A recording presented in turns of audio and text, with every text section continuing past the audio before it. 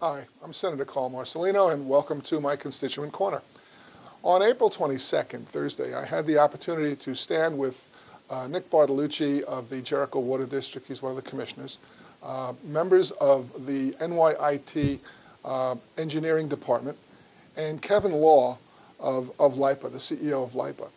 We were there to discuss the implementation of solar panels on the Jericho Water District facilities.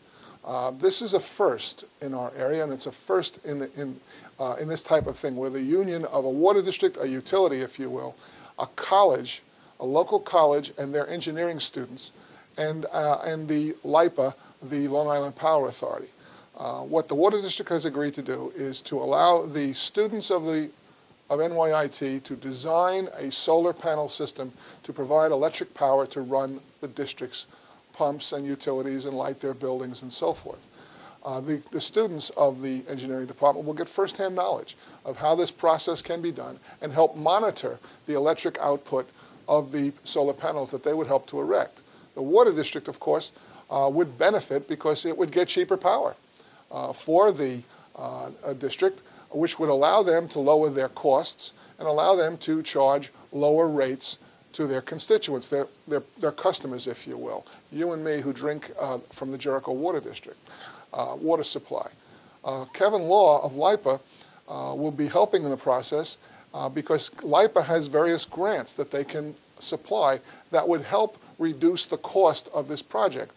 It's figured that the turnaround, in other words, the payback period for the district to get back its cost is about 6 years, which is very good for things like this. With LIPA's grants, that time frame could be even shorter. This is a win-win. We're always talking about providing renewable energy sources, getting us off fossil fuels, getting away from those countries that are not too friendly towards us in the Middle East, where we could lose our supply overnight for some silly reason, some dictator or whatever decides to get mad at us and will cut off our supply. We just had an accident in the Gulf where an oil rig blew up and is unable to supply oil and crude oil to us. So therefore there will be a shortage coming soon, which would mean the price of crude oil, the price of gasoline and heating will probably go up a tick.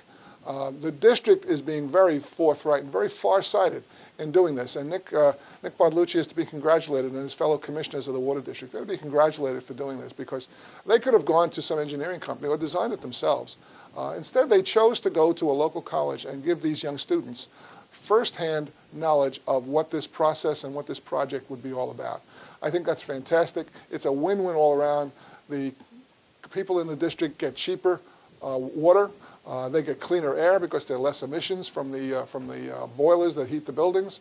The water district gets cheaper power, and Long Island Lighting Company gets energy that's excess. We can sell it back to them. So it also relieves the grid. In the summertime, when power is in demand, high demand, the power authority has to kick in more burners, more generators to generate the power we need. By doing this and encouraging things like this happening in utilities all over Long Island, we would push back the need to build any more power plants. Might not eliminate them per se, but we can certainly put them back and push them back further and further into the future. Nobody wants to have to build any more of these power plants. This sort of thing, using renewable solar power, is a key to that process, and it's a win-win all the way around. I congratulate the Water District, I congratulate NYIT, and I congratulate LIPA for being part of this. Thank you very much.